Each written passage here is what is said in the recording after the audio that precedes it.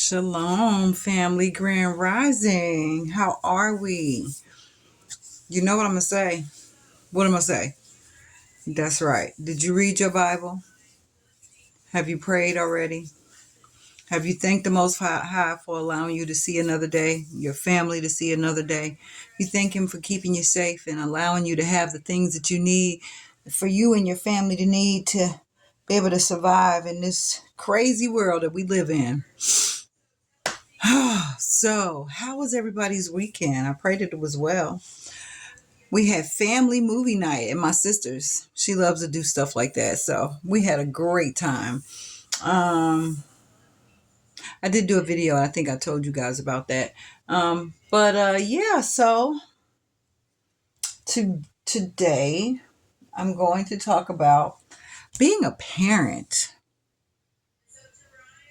When you are raised in an environment the way that I was raised, when you are abused and mentally abused, physically abused, spiritually abused, and now you're still a child yourself trying to deal with puberty and all of the things, then you throw being pregnant in there by an older man that was playing with my mind.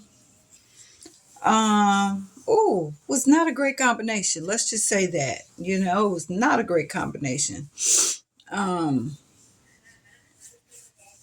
I didn't know what I was doing, of course, because there's no playbook. But then with all of those other things that I had going on, it was a disaster. I was a horrible mother.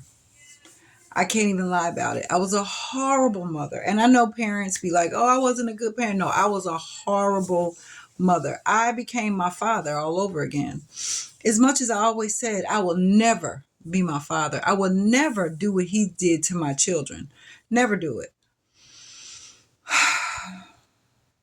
And I was one of those children too that thought that, oh goodness, I'm going to have this baby and my baby will love me. I'll have somebody to finally love me, right? But I had no idea what was brewing on the inside of me. Like I had no idea. Um, Pregnancy was rough, still not having a place to live, a stable place that is. But yeah, being a parent at 16, and it's just weird how you have a boy first. I had a boy first, and I don't mean that you have a boy first, but that I had a boy first. Because as I look back today, I realized how much I hated men back then. And for me to have a son first, my poor son, he went through it with me. I had no idea how much I hated men, and I couldn't harm or do anything to my father, but it seemed like I got back at my son for what my father did. And it wasn't intentional. Like it truly was not intentional. It seemed like, and it wasn't just with my son, it was with anyone, but particularly with my son because he lived with me. You harm the ones you live with the most, like, because they're right there with you. Like I always say, you never know anyone till you live with them, right? So, yeah, my son went through it. Um, I was very abusive to him. I was very verbally abusive, and I was very, very physically abusive to him. I mean, there's no other way of saying it. And again, like I said, it was not intentional. It was not something I meant to do. And every time it was over, it was like, oh my God, I don't believe I did it again. And it's like, I literally thought I was crazy because it wasn't something I was trying to do and it was not my intention to do. But I kept doing it. And it's like, why do I keep doing it? How come I can't stop? And it's like, and like I said, it just wasn't my son. Someone said the wrong thing to me, looked at me the wrong way, rubbed up against me the wrong way. I'm ready to fight. And I would. It was crazy. It was really crazy. And I didn't know how to stop. I didn't know. I almost felt like My dad did in a way, because I would be like, if he just wouldn't do the things he's doing, I wouldn't get so angry. But he's a child. Kids do things. Kids are kids and they just do stuff, you know? And so being his mom was terrible for me. And I know it was even terrible, more terrible for him. And like I said, I didn't know how to stop it. I didn't know what to do. Um, I don't think I've mentioned Vicky, my best friend. I miss her so much. She passed away some years ago. But she was his godmother. She was the one and only person. Well, I'll take that back, because then her cousin Bernadette would also help me out. Um, but I would get so angry. Like I said, I used to black out a lot. And I would black out and then I would wake up and my child is all bruised up. And I know I did it, you know, I know I did it. And I wanted to kill myself because it wasn't something I was trying to do. I wanted to die. Like I really, excuse me, apologize. I wanted to end my life, you know, because I didn't want to hurt my son, but I didn't know how to stop doing it. And I know that may not make sense to a person that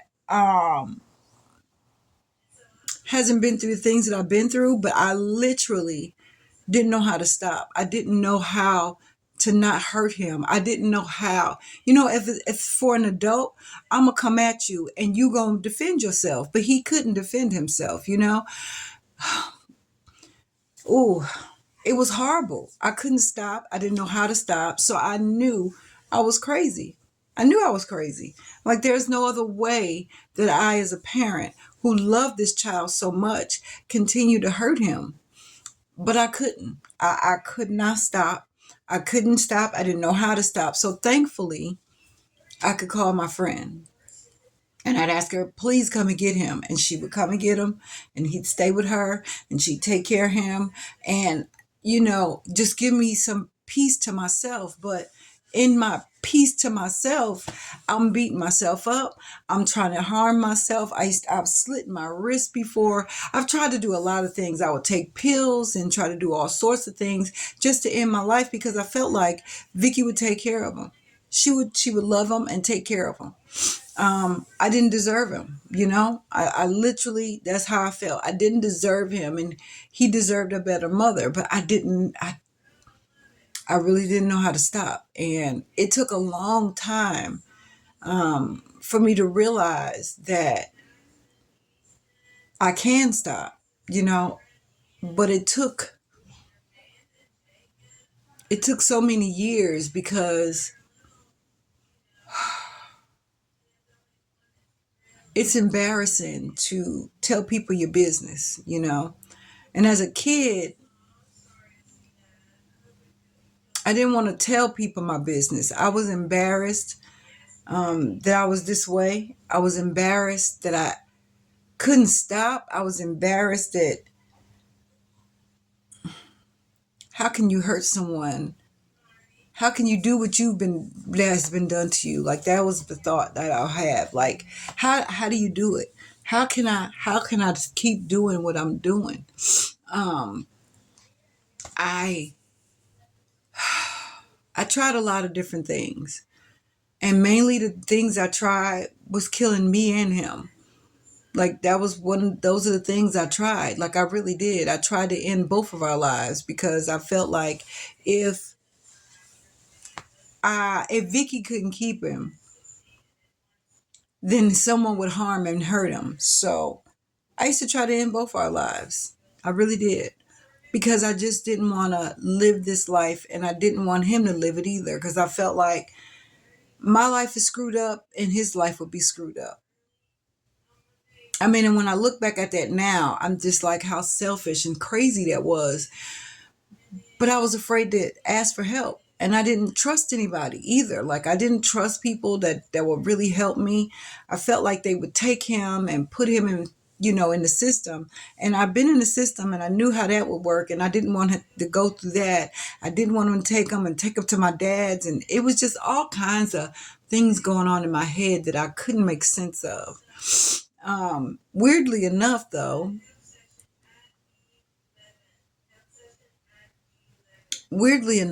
I got back in touch with my dad, and my dad would take him.